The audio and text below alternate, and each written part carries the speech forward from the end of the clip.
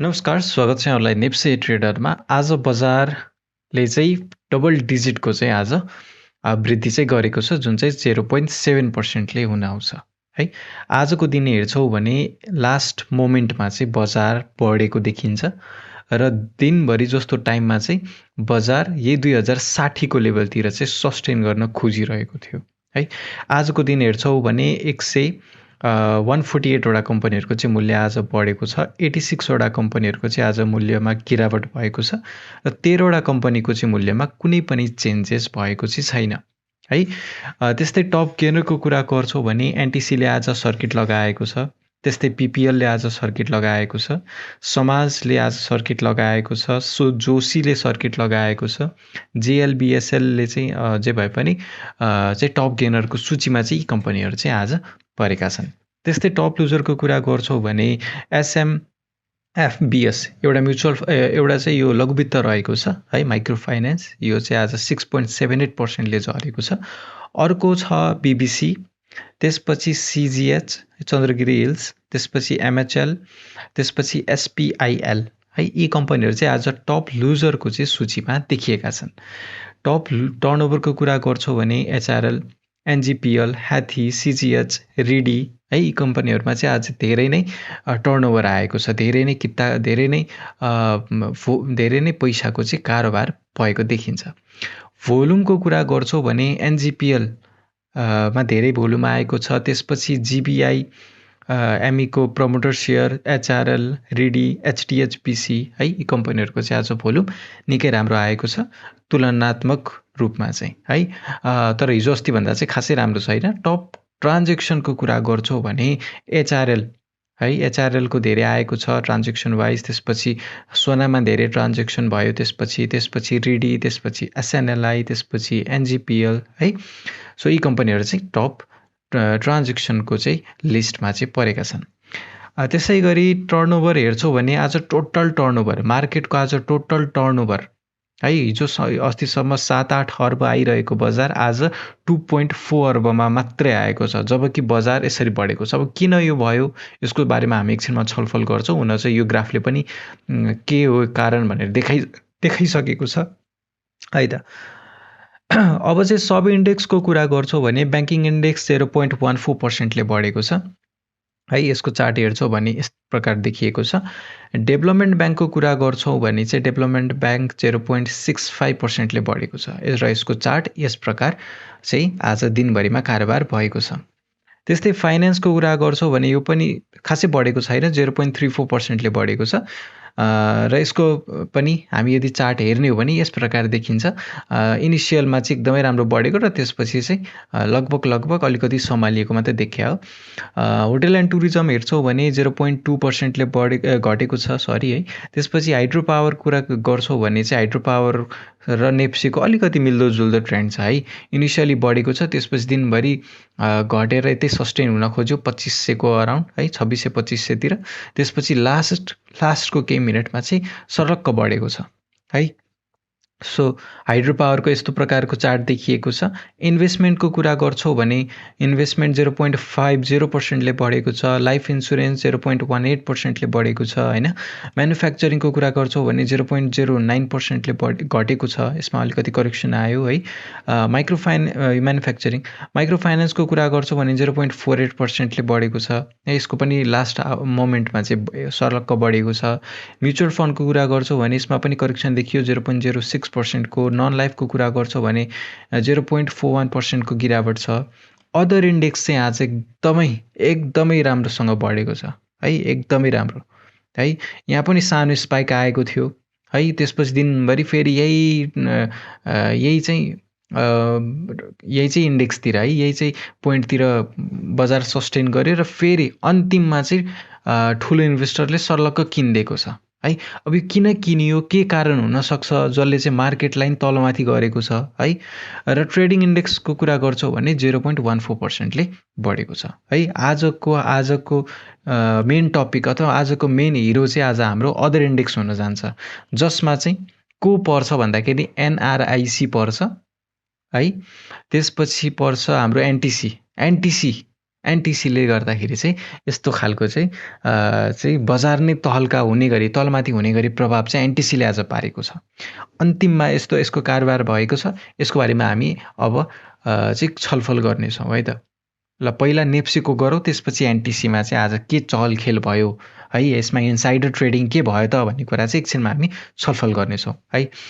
आजको जुन क्यान्डल छ त्यो चाहिँ एउटा मात्रै स्क्रिप्टले गर्दाखेरि चाहिँ बन्न पुगेको जस्तो देखिन्छ है। यसमा चाहिँ अरू सेक्टरहरूको अरू स्क्रिप्टहरूको हात एकदमै थोरै छ है।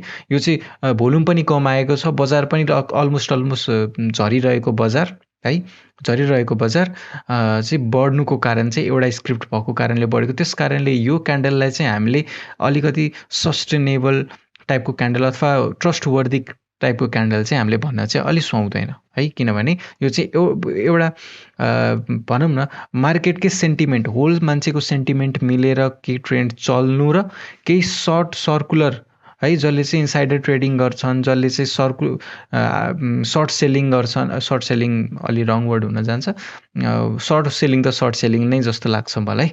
यो कुरामा एकछिनमा छलफल गरौँला किन मैले सर्ट सेलिङ भनेको। तर यो चाहिँ मलाई कहाँसम्म लाग्छ सर्ट सेलिङ किन भनेको भन्दाखेरि यो चाहिँ बढाएर भोलि अथवा पर्सि बेच्नको लागि किनिएको जस्तो चाहिँ मलाई लाग्छ है। अहिलेसम्म मैले जति दिन पनि मार्केटलाई देखेको छु, यस्तो खालको वृद्धि यदि हुन्छ भने त्यो सर्ट सेलिङ गर्नको लागि गरिन्छ।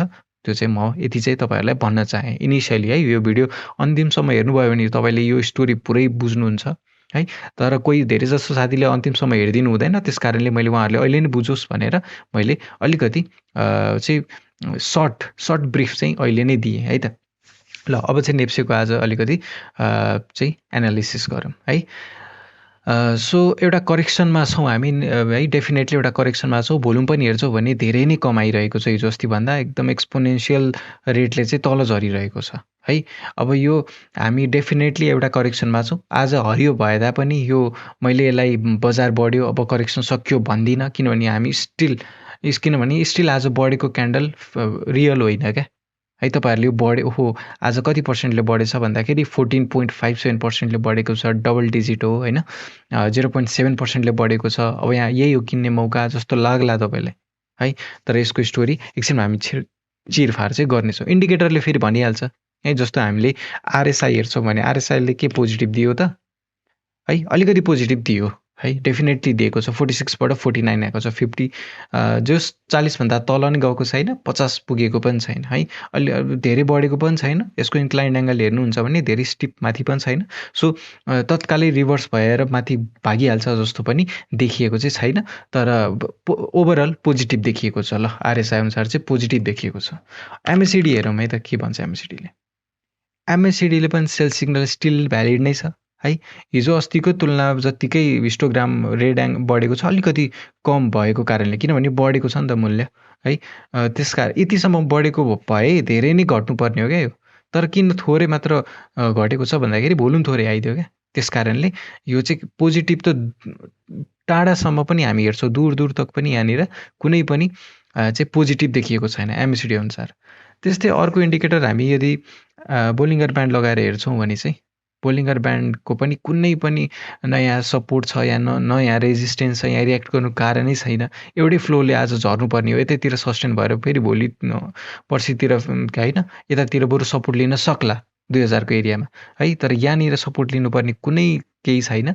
यो चाहिँ जस्ट एउटा एनटिसीले गर्दाखेरि चाहिँ देखिएको आज चाहिँ क्यान्डल हो है। अब चाहिँ हामी मैले भनिहालेँ यो देखिएको जुन क्यान्डल छ वृद्धि छ त्यो रियल होइन, त्यो एनटिसीले गर्दा बढेको हो। त्यसकारण नेप्सेको चार्टमा यस्तो देखिएको छ। हाम्रो अब बाहिरतिर भइदिएपछि उनीहरूको क्यापिटलाइजेसन नै धेरै हुन्छ क्या मार्केटको है। स्टक मार्केटको क्यापिटलाइजेसन यति धेरै हुन्छ कि एउटा स्टक हल्लेर मार्केटलाई केही असर गर्दैन क्या। तर हामी एकदमै लो क्यापमा छौँ अहिले है। पोटेन्सियल छ हाम्रो फ्युचर, हाम्रो मार्केटको फ्युचर होइन।